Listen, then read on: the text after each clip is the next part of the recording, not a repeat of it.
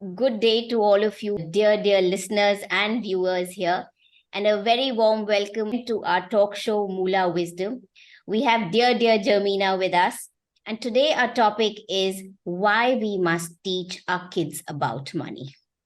So, really excited to talk to you, Jermina, to get your wise nuggets from your own life, the way you have dealt with money as far as your kids are concerned, and whatever good things you have to tell us about why we should teach our kids about money.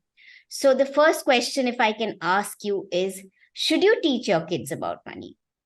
I think it's absolutely crucial because we forget that our kids are going to be adults. At some point, they're going to earn their money, spend their money, and we want them to also save their money. So I think it's extremely crucial that the earlier you begin with it, the better it is for sure.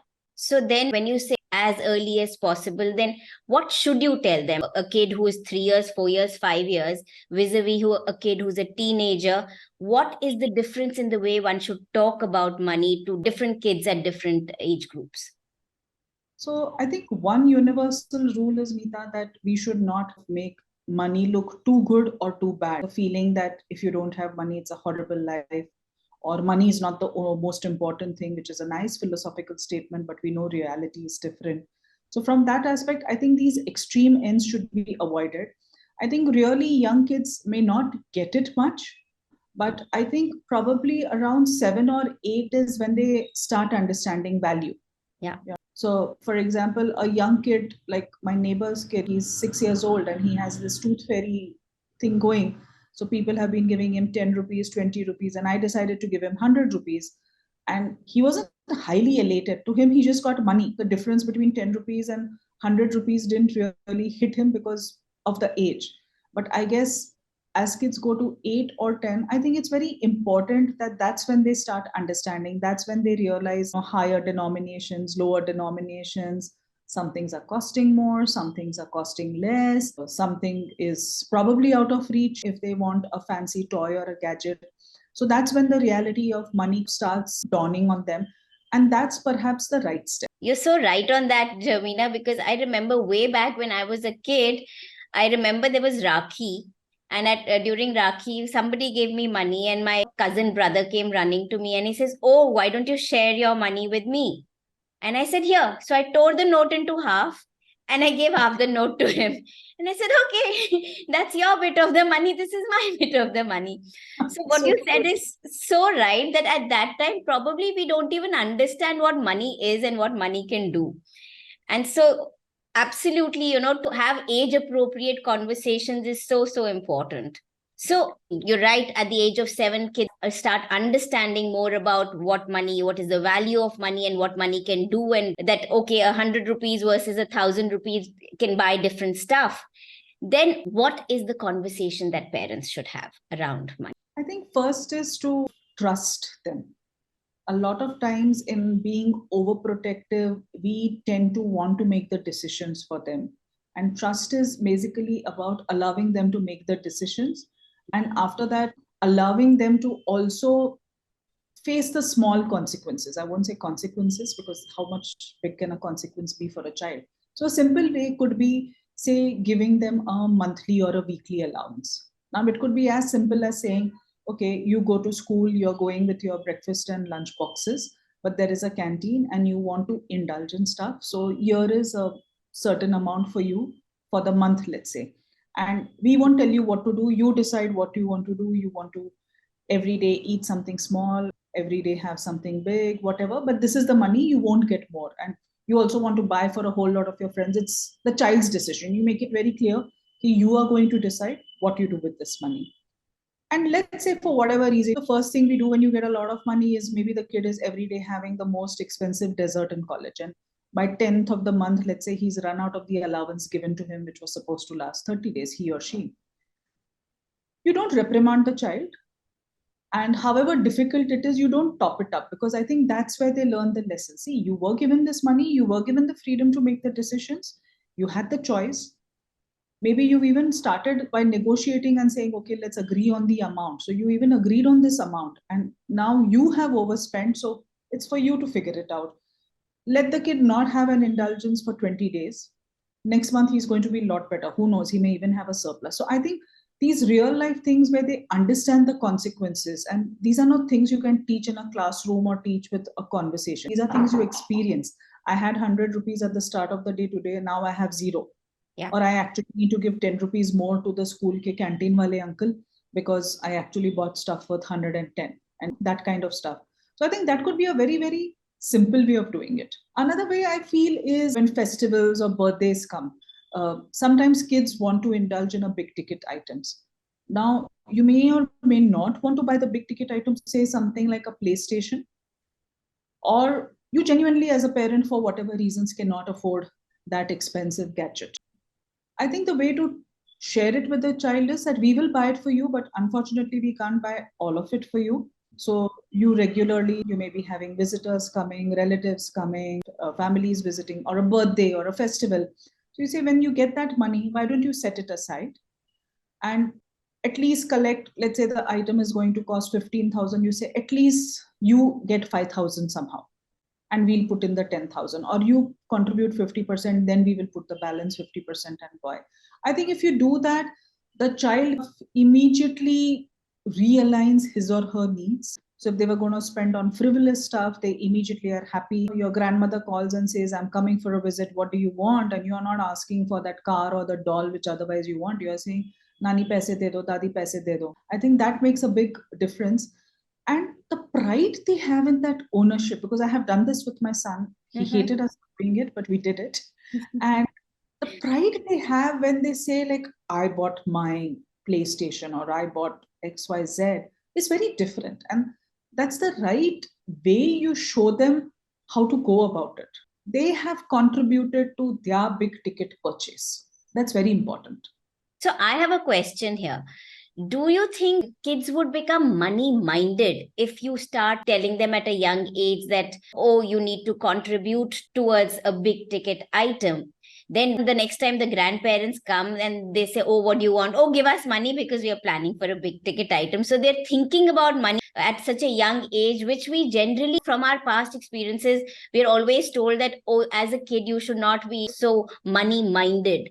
Do you think it's okay for kids to have that thought about money in a way because you want certain things, and so being proactive to even ask your grandparents if they're asking that what gift do you want, to say, okay, please give me money because I'm saving for something like a PlayStation? So what are your thoughts around that? So one is that you obviously do this with a little older kid, at least 10 or 12 years and above. And money minded has many meanings. One is a very negative money minded, that you're always thinking about money. And I don't think that's what kids will even do if you push them to it. It's, I think, becoming more money aware. True. Yeah.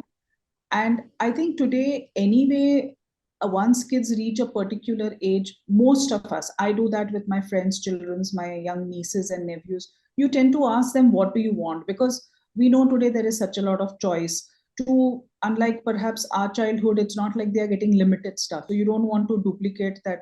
Say for a boy's birthday, he gets 5 different Lamborghini models because everybody knows he likes a Lamborghini, and he would have actually preferred maybe 5 different car models. Yeah. So most of us tend to ask them, what do they want? So one, you're giving them what they want. You're filling their wishes, kind of a thing. So in that case, it's fine. And it's fine if the person says money. Because, and if he says, give me money because PlayStation kharidna hai, or, you know, ye wala naya game aaya hai, mujhe kharidna hai, it's fine. Yeah. That's not money minded. That's money conscious. Yeah. Because you've also created this feeling that it's not just going to come easy. You have to work for it. Yeah. So lovely. So what I loved about it is the way you said that there is a difference between being money minded and money aware or money conscious. And by being conscious about money, 2 things are happening. One, like you said, that there's no repetitive purchase. Like everybody is loading you with that same gift, and because of which you're wasting the hard-earned money of whoever it is. And the second is the kid starts getting aware that, okay, this is the money that I need for this particular purchase. And whenever I get an opportunity to get a gift from somebody, I can align it towards this goal of mine. So they also understand how to achieve a financial goal by slowly working towards it. So that's truly beautiful. And I think what also you said was that don't make money a taboo topic. So when you said that, when I talked about it being money minded and you said money awareness, it's like taking the bad aspect of money out of it and saying that it's not taboo. You don't have to feel guilty about whenever we talk about money, or if you're asking somebody for your grandparents for money, it's nothing to feel guilty. You're being conscious, you're being aware, you're being sensible when you're taking a decision like that. And I love that part of it too. It's very crucial. So when you said that you did that with your own son, where you gave him some money and you told him be a part of the bigger purchases which he wanted to purchase, what about your bigger purchases? Did you include him in those kind of decisions too? I think it's important that children are part of decisions which are big ticket items. It could be the car the family is buying, the house the family is buying. Of course, our son was part of all these decisions because he would come with us, either whether it was to the car showroom or the houses we were looking at. They obviously come from a world of, oh, I immediately like it, or this building doesn't have as big a pool as the other building. So maybe their decision points are not right. But I think it's important to make them part of the decision so they feel involved. And it's also the part of the decisions where you're discussing money. So maybe the apartment with the much larger pool is, let's say, 10% more expensive than the apartment without the lesser pool. If you kind of actually show them the calculations, even though they may not understand it, makes them say that, okay, my parents know what they are talking about, and perhaps that bigger pool is not such a big deal. Or, I mean, take for something like a vehicle, they are largely either going to go for brands, celeb or a sports person is endorsing, or when you're choosing the final car, their favorite color or what they like may come in. So you can, of course, indulge them on those, but can it be more knowledgeable decisions that why have we bought a more appropriate car? Why have we not taken something which is much larger because maybe it's too big for our needs? Yeah. And it's not funny when you talk to children and give them the reason why, they can be the most supportive in the decision making process. Absolutely. You just assume unko samajh mein nahi aayega ya bachcha hai aur bachche ki tarah explain, but there's nothing like having a one-on-one honest adult talk with the child. And kids get honesty, everybody gets authenticity and honesty, right? Definitely kids. Then they feel more involved in the decision, more responsible. You may also take a decision which is not for the child, but at least the child understands where you're coming from and what are the ways to go about making these decisions, because you're talking of a big ticket item, and hopefully something has been learned there by the child. So lovely. And I think what you also brought to my mind when you said that was give the kids two more things. One, it gives the kid the confidence. As a young adult or as a kid, when you take a kid's opinion, when you're taking big decisions, the kid feels a part of decision making. And I think apart from the fact that he or she gets confident, they also learn how to do decision making. They know that, okay, this is more expensive, so I can't afford it right now, or I can't go with it right now. Maybe I have to, the word might be compromise or adjust or whatever, or look at something which is less expensive right now and maybe work towards that more expensive thing. So you're teaching them so many more skills, like being confident, taking your own decisions, and those are priceless, really. So I have another question for you, Jermina. What should you teach the kids about it when you talk about money? Should you just tell them that, oh, this is what money does? Or should you tell them what to save, what to invest, what to do with your money, and why should you do it? What are your thoughts around those things? I think there are many aspects to it. One is, of course, like I said, if they have their own allowance and you're not interfering with how it has to be spent, nor are you being the protective parent when they overspend and still want something else. So that's a subtle way of teaching money. Another way is, I think, like we said, making part of the decisions. Third is, can we also teach them the good money can do? So one could be, since we are almost close to the festive season, you are going to get a lot of money. Can you teach them that let's now this time give 10% of your, say, Diwali earnings or Christmas earnings to the house helps or the driver uncle who takes you to school every day? Let them experience that lovely feeling of giving and seeing the surprise and joy on the receiver's end. I think that's a real practical lesson. Beautiful. Maybe you can also open a bank account for them. Tell them that, okay, whatever you earn every time, you negotiate the percentage, 25, 50, whatever it is, saying every time you get money, we are going to put that in the bank. And maybe every 6 months you update or show them online how that 5,000 rupees they put is now 5,300 without them adding anything to it. I think that's the best way to show that investments are important, how putting in that investment helps. In fact, this is something I did with my son when he turned 18. I was one of, I think, those parents who actually called the banker and said, hey, we are coming to do this change from minor to major. And I remember my banker telling me, I wish more people were that aware. And then I also told him to show the investments we had been making for our son and how it had grown over a period, etc. And I said, you tell it to him as a banker, because I want him to now know that A, he's an adult, and B, he needs to have these conversations. And the banker really played very well. And he said how from the time he was 5, and he literally showed the first investment from the time he was 5 year old, saying, see, this was invested because it was largely mutual funds at a X price. And today, that day, obviously the price for that mutual fund after 12-15 years was 5x. And showing him that how just keeping it there and having it there had made the difference. Benefit of actually having a banker open to him a statement, show him a statement started 10 or 12 years back, and showing how we had started early in investing for him and how those investments had grown was an eye-opener for him. And what happened was, because he was starting college, so the typical Indian stuff, a lot of relatives sent money saying he's starting college, give him money to buy what he wants for his birthday, for festive season. And every time he got that, he would turn around and tell me, Mom, aap kaun sa mutual fund karna hai? You decide. You discuss with that uncle and you guys put it over there. For the first year, I think he consciously put in so much because he got that. And he was able to say that my needs are being taken care by my parents, some amount of indulgences by gifts. But I think he also became conscious of an indulgence versus an investment. How beautiful. I think this is tremendous, Jermina, to say that, you brought up a kid from the very beginning to say that be mindful about money. You've got him as a part of your decision making. And when he turns into an adult, you very beautifully unfold whatever you've invested for him and say that, listen, see, this is what I've done for you. And so when a kid is being brought up in that manner, I think what the beauty of that would be that that kid is not suddenly excited to see so much money. He's aware that the parents have saved their hard-earned money for this particular purpose, for my education, for my growth and my future. And that would make you not only conscious about your money, but so much more empowered to feel that this is something which I need to take it forward from here. So it's beautiful. And I think that's a huge thing for our listeners to understand, that how beautiful can it be when you can take your kids through this journey of money from the time they are 7 or 8 years old to their adulthood, where you've taught them about money and then you present them with their money and say, listen, see, this is what I did for you and now you have to grow it from here. The last question I would want to ask you, Jermina, is when you say this is the amount of money you should give to your kid as pocket money, what is that? How much? What do you think?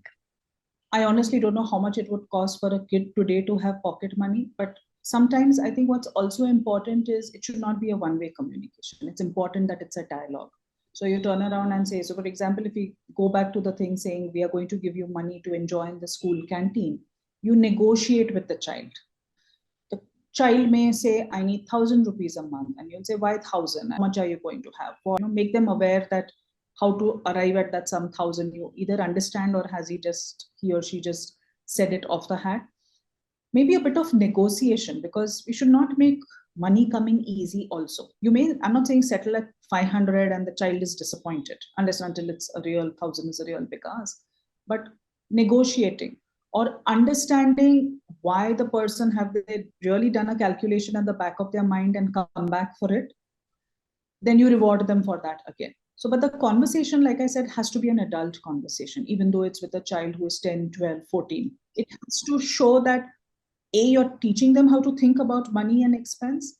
B, understanding and appreciating it. Don't be that Indian parent who says, nahi, hum to itna hi denge, ye to bahut ho gaya. Even if you can't, explain why you can't. Yeah. They will buy it a lot better and they will not crib about it, and they won't crib every month when you give them that money saying, aap to itna hi dete ho, aap to itna hi dete ho. So you're teaching them so many life skills, right? You're teaching them negotiation, you're teaching them discipline, you're teaching them confidence, you're teaching them decision making Budgeting. skills, budgeting, right? So many skills. So I think this was a beautiful conversation, Jermina, and thank you so much for this. I think if we all get our kids started on money and at an early age, at a tender age, when they're about 7, 8 years, and start giving them that little bit of money, which is negotiated, right? Which is something which is arrived at. And obviously it grows more as the kid becomes more, right? When they're 7 or 8, vis-a-vis when they're 18, the amount of pocket money that you would give them would be very different because their needs would be different and their wants would be different. And making them a part of the decision making them a part of your decision making when you are taking money decisions or big financial decisions for your family would make them, I think, feel happy about being a part of a family rather than money being a taboo topic. Oh, it's a parent thing, it's an adult thing, we can't talk about money, all those kind of things, then just go out of the window. So I'd like to end this conversation today, Jermina, by I read a beautiful quote. I like to end with that, which says that money doesn't grow on trees. It grows on intelligent minds. And so, Wow. isn't that beautiful? And Absolutely wonderful. so imagine if we could just cultivate intelligent minds in our kids to say that this is the way you can make your money grow by being intelligent about your money. And yes, being positive. And again, like I said in the last episode, being happy about your money. So always create happy money. Don't make money a taboo topic, and do talk to your children about money because they're a part of the family, and money is a life skill which we must all teach them. So thank you so much, Jermina, and we will meet in the next episode again. See you, Nimita. Lovely chatting again. Thank you.